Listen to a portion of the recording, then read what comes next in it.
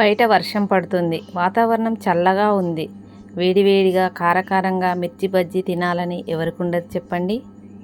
చూస్తుంటే నోరు ఊరిపోతుంది. ఎప్పుడెప్పుడు తినాలా అనిపిస్తుంది. ఎందుకు ఆలస్యం మరి? వేడివేడి మిర్చి బజ్జీ చేసేద్దాం రండి మరి.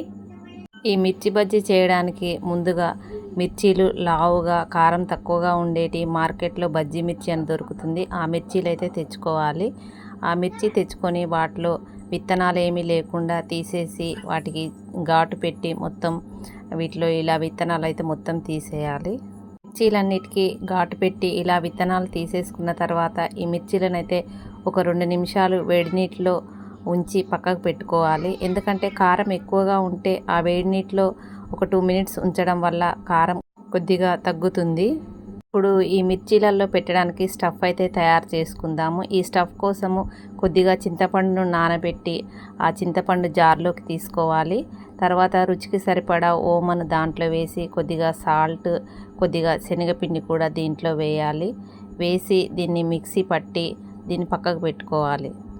2 మినిట్స్ వేడి నీటిలలో ఉంచి తీసిన మిర్చీలలో అన్నిట్లలో ఈ స్టఫ్ అయితే మనము పెట్టేసుకోవాలి.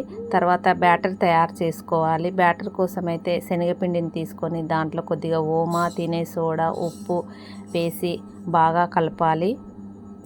ఈ చింతపండు మిక్సీ పట్టేటప్పుడు కూడా ఓమ వేసాము. ఈ శనగపిండిలో కూడా ఓమ వేస్తాము. ఈ ఓమ ఫ్లేవర్ మిర్చి బజ్జీకి చాలా హైలైట్గా ఉంటుంది. ఓమ వేస్తేనే ఆ టేస్ట్ చాలా బాగుంటుంది. ఈ శనగపిండిలో సరిపడా నీళ్లు వేసి మనం బాగా కలుపుకోవాలి. కొద్దిగా పసుపు కూడా వేయాలి. మిర్చి బజ్జీ మంచి కలర్ కనపడుతుంది. పసుపు వేసి నీళ్లు సరిపడా పోసుకొని మంచిగా బాగా కలపాలి.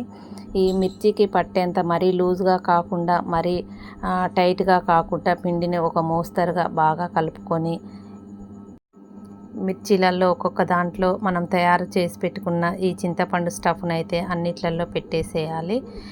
ఈ చింతపండు ఓమ కలిపిన మిశ్రమం పెడితేనే బాగా మిర్చి బజ్జీ టేస్ట్గా ఉంటుంది. ఈ చింతపండు పుల్లగా మిర్చి కారంగా ఉండి తినేటప్పుడు చాలా టేస్ట్గా ఉంటుంది. మనం బజార్లో కొనే మిర్చి బజ్జీలకు వాళ్ళంతా ఓపికగా ఇలా చింతపండు మిశ్రమం అది ఏం పెట్టరు. ఊరికే వాళ్ళు పిండిలో ముంచి వేసేస్తారు. మనం ఇలా చేసుకుంటే చాలా టేస్టీగా ఉంటుంది.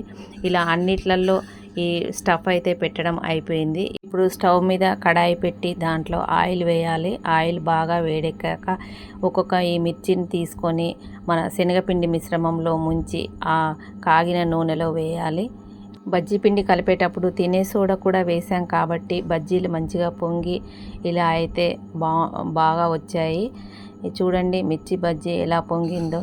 ఈ కన్సిస్టెన్సీ మనం పిండి కలుపుకునేటప్పుడు మంచిగా కలుపుకుంటే ఆ పిండి మిర్చికి పట్టి బజ్జీ మంచిగా వస్తుంది. గోల్డెన్ బ్రౌన్ కలర్ వచ్చే వరకు వీటిని వేపుకొని బటర్ పేపర్ వేసిన బౌల్లో తీసేసుకోవాలి. ఏమైనా ఎక్సెస్ ఆయిల్ ఉంటే ఈ బటర్ పేపర్ పీల్ చేసుకుంటుంది. ఇలా రెండో వాయి కూడా ఇలానే వేసి మంచిగా కలర్ వచ్చే వరకు వేపుకొని తీసి పక్కకు పెట్టుకోవాలి.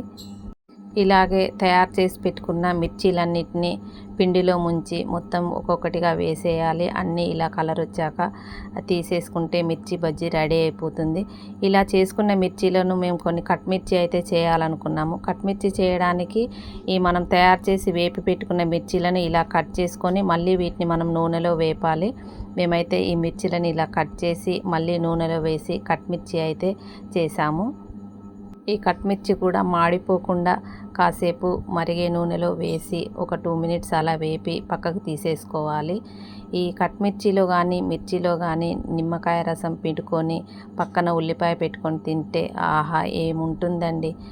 వేడివేడిగా పుల్లగా కారంగా ఉండే మిర్చి బజ్జీ కట్ మిర్చి అయితే రెడీ అయింది. మా కన్నమ్మ కోసం అయితే మిర్చి లేకుండా ఉత్త శనగపిండితో అయితే ఇలా వేశాను.